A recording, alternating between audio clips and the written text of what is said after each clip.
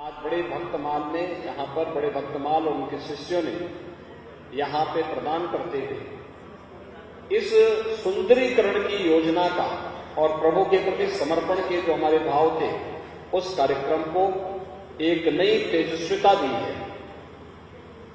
गुरु शिष्य की परंपरा कैसे होनी चाहिए, इसका उदाहरण भी आज का यह कार्यक्रम है। याद रखना, यह भारत का दुनिया को संदेश है। भगवान यानी राम को हमने धर्म के साक्षात स्वरूप के रूप में माना है। रामो विग्रहवान धर्म, क्योंकि मानवीय जीवन से जुड़े हुए जितने भी रिश्ते हैं, ये सभी रिश्ते प्रेरणा प्राप्त करते हैं भगवान राम के आदर्शों से। और वह जो प्रेरणा है, एक भाई का भाई के प्रति, एक पुत्र का पिता के प्रति, एक पुत्र का मां के प्रति,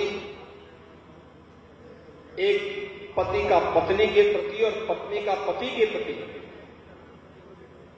क्या दायित्व होना चाहिए, क्या कर्तव्य होना चाहिए, ये मानवीय रिश्ते कहीं न कहीं आज की भौतिकवादी व्यवस्था में कहीं न कहीं आहत होते हुए दिखाई देते हैं।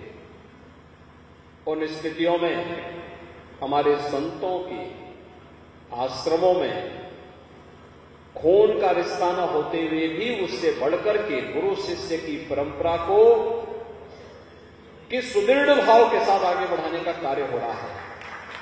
याद करिए, 50 वर्ष पूर्व, 49 वर्ष पूर्व पूज्य बड़े भक्तमाल जी महाराज, ऐसा नहीं कि यहां पे बहुत धन धान्य रहा हो। जब यहां पर आश्रम स्थापित हुआ था, केवल आकाश स्वीकृति थी। एक पेड़ के नीचे एक पूरी व्यवस्था संचालित हुई। एक भाव था, प्रभु के प्रति समर्पण का भाव। प्रभु के धाम में जाकर के साधना करेंगे, प्रभु के प्रति अपना संपूर्ण समर्पित करेंगे। और फिर भक्तमाल की कथा, बड़ी रोचक कथा बनी। उस रोचक कथा के माध्यम से जागृत करते करते संत जहां जाता है, जंगल में भी मंगल कर देता है। और जंगल में मंगल का काम, ये बड़े भक्त माल का एक पूरा परिसर, यहां पे होने वाली सेवा का कार्य और यहां से संचालित होने वाली विभिन्न गतिविधियां उसका उदाहरण प्रस्तुत करती है।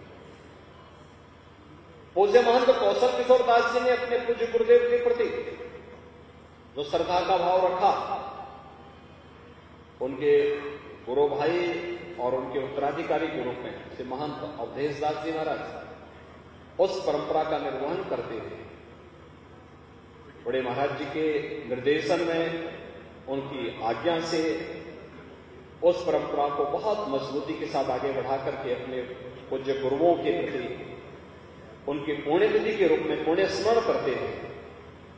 इस प्रकार की पवित्र धार्मिक कार्यक्रमों को भी आयोजित कर रहे हैं, उनका पुण्य स्मरण भी कर रहे हैं। और प्रभु की सेवा में कि त्वदीयम वस्तु गोविंद तुभ्यमेव समर्पये के भाव के साथ, संपूर्ण समर्पण भाव के साथ स्वयं भी भक्तों को भी उस कार्यक्रम के साथ जोड़ रहे हैं। मैं इस अवसर पर पूज्य बड़े भक्तमाल, जिनके आज 50वीं पुण्यतिथि है, उनके श्री चरणों में कोटि कोटि नमन करते हुए उन्हें विनम्र श्रद्धांजलि अर्पित करता हूं। उन्हीं की कृपा से बड़े भक्तमाल की परंपरा, क्योंकि आज कोई नई परंपरा नहीं है, यहां पर और कुंभ के समय में, माघ मेला के समय में, मैं 2013 के कुंभ में देख रहा था, पूज्य महंत कौशल किशोर दास जी महाराज माइक लेकर के, ऐसे ही माइक लेकर के खड़े होकर के चिल्ला रहे थे, कोई भी आओ प्रसाद पाके जाओ, कोई भी आओ प्रसाद पा करके जाओ। तो मेरी नजर पड़ी, मैंने कहा तो बड़े भक्तमाल जी हैं। तो मैं अचानक गया। आप आश्चर्य करेंगे, ये 2013 में तब था जबकि इनके कैंप में बड़ी क्षति भी हो गई थी, अग्निकांड के कारण काफी क्षति हुई थी। और तब भी हौसला पस्त नहीं था, तब भी सेवा के प्रति समर्पण का एक भाव था। ईश्वर की सेवा, मानवीय सेवा ही ईश्वर की सेवा है। नर सेवा ही नारायण सेवा है और नर सेवा और नारायण सेवा का एक आदर्श उदाहरण उन धार्मिक आयोजनों में बड़े भक्तमाल के माध्यम से, इस भक्तमाल की परंपरा के माध्यम से, पूज्य संतों के माध्यम से अक्सर बड़े आयोजनों में, धार्मिक आयोजनों में हम सबको देखने को मिलता है। मैं इस अवसर पर एक बार फिर से इस परंपरा को नमन करता हूं। पूज्य बड़े भक्तमाल जिनकी आज 49वीं पुण्यतिथि है, उनके श्री चरणों में नमन करते हुए विनम्र श्रद्धांजलि अर्पित करता हूं। और वर्तमान में हमारे जो बड़े भक्तमाल हैं, पूज्य महंत कौशल किशोर दास जी महाराज, इनके स्वस्थ और दीर्घ जीवन की कामना करते हुए प्रभु से ही प्रार्थना करता हूं कि इन पूज्य संतों का आशीर्वाद, उनका मार्गदर्शन हम सबको, अयोध्यावासियों को, सभी श्रद्धालुओं को निरंतर प्राप्त होता रहे। इस विश्वास के साथ आप सबके प्रति मैं अपनी शुभकामनाएं देता हूं और आप सबसे यही अनुरोध करता हूं कि आगामी अयोध्या के आने वाले कार्यक्रमों के लिए हम सब अपने आप को तैयार करेंगे और अयोध्या का आयोजन भव्य होना चाहिए, दिव्य होना चाहिए।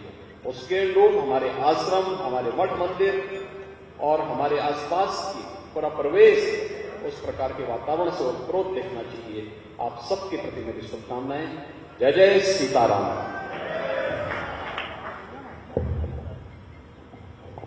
बहुत बहुत आभार व्यक्त करता हूं पूज्य महाराज श्री का। मैं तो भाव वर्ष रघुनाथ, हम तो भावना में बह गए, पता नहीं कहाँ बहुत सी औपचारिकता रह गई, तो मैं नहीं कर पाया। पूज्य बड़े महाराज जी योगी जी महाराज का भक्तमाल परिवार की ओर से, अयोध्या नगर की ओर से माल्यार्पण कर रहे हैं।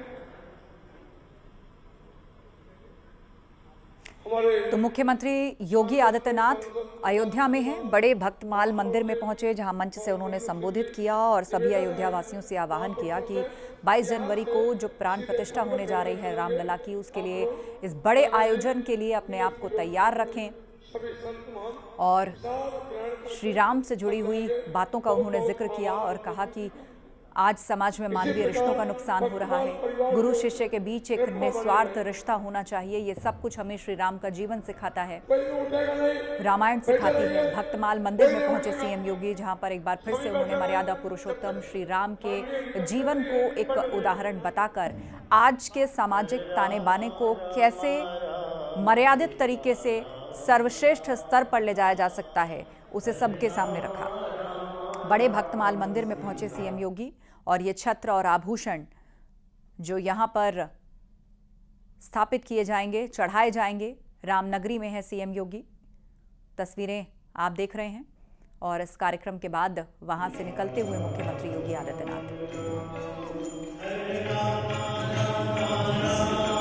राम मंदिर बनकर लगभग तैयार है, उसको अंतिम रूप दिया जा रहा है। एक बड़ा और भव्य आयोजन 6 दिन का होगा, जब प्राण प्रतिष्ठा होगी 22 जनवरी को, और उसके लिए भी अयोध्या वासियों को तैयार रहने का मुख्यमंत्री योगी आदित्यनाथ ने आह्वान किया है। और ये छत्र आभूषण बड़े भक्तमाल मंदिर में अर्पित किए गए हैं, जिनकी तस्वीर आप देख रहे हैं।